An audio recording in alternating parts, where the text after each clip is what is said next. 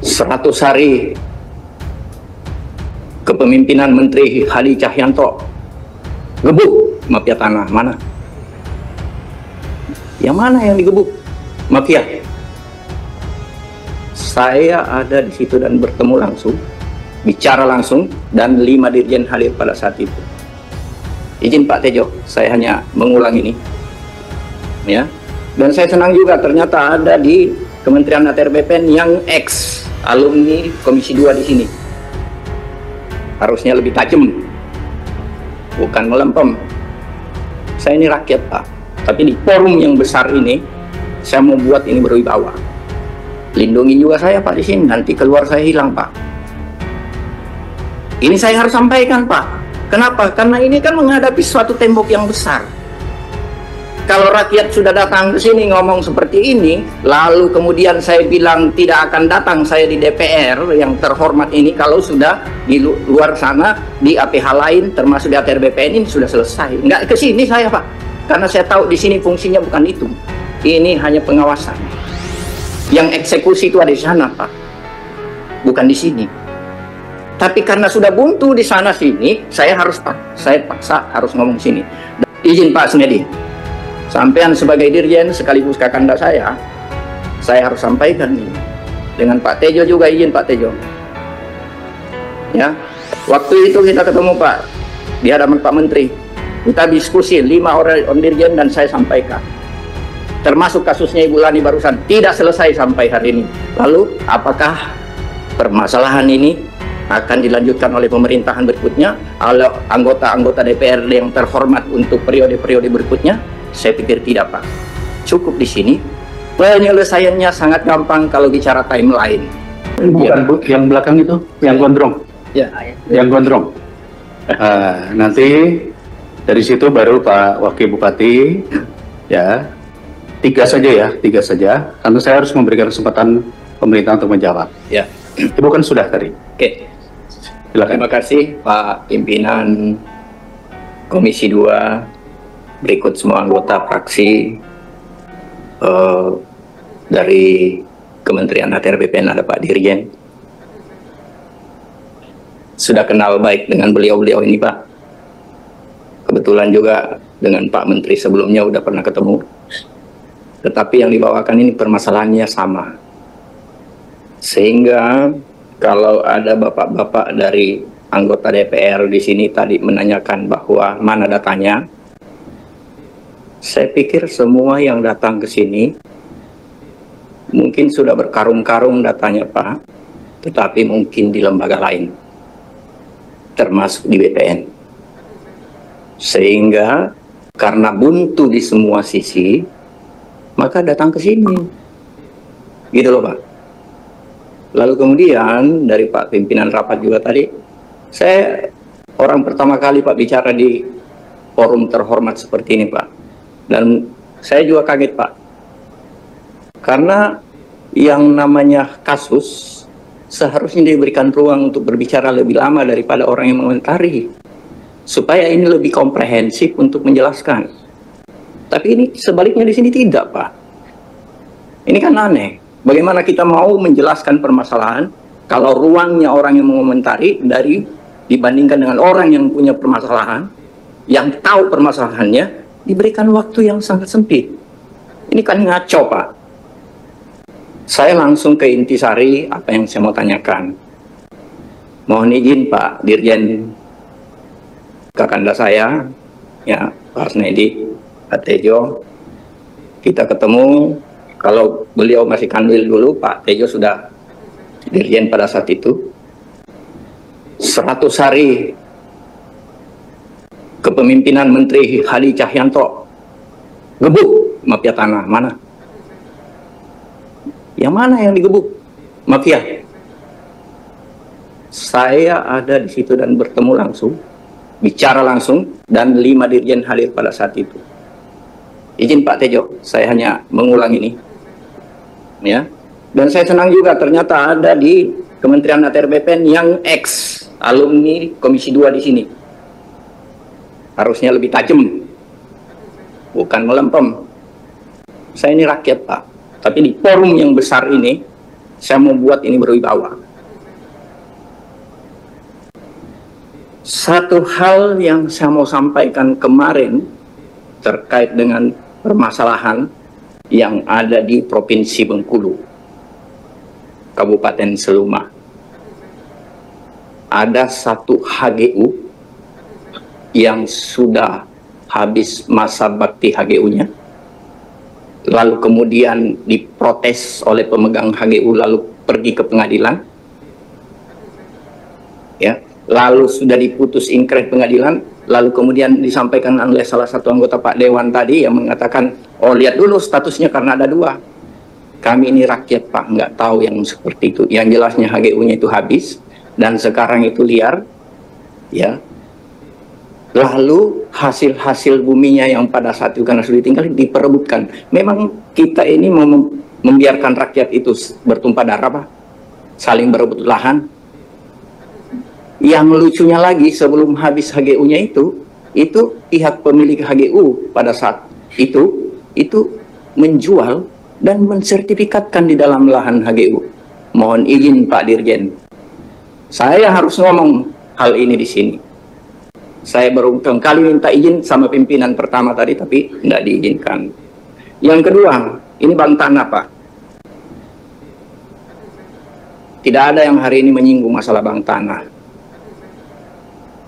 Ini menjadi polemik luar biasa di luar sana terkait dengan bank tanah.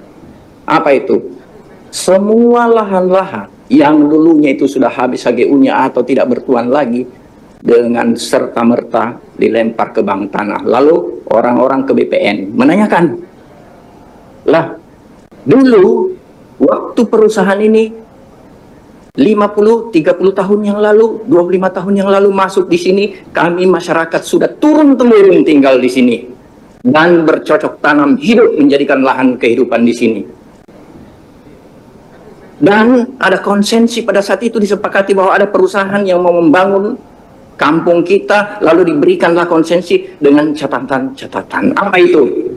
Melakukan perjanjian dengan masyarakat bahwa diikutkan, diiklapkan dan seterusnya. Lalu masyarakat berpartisipasi terhadap perusahaan itu. Lalu kemudian di klausa terakhir disampaikan juga bahwa kalau masa berakhir HGU-nya itu, maka ini harus dikembalikan ke masyarakat. 30 tahun kemudian HGU habis, masyarakat datang dengan membawa semua perjanjian-perjanjian yang lama yang sudah dimiliki itu.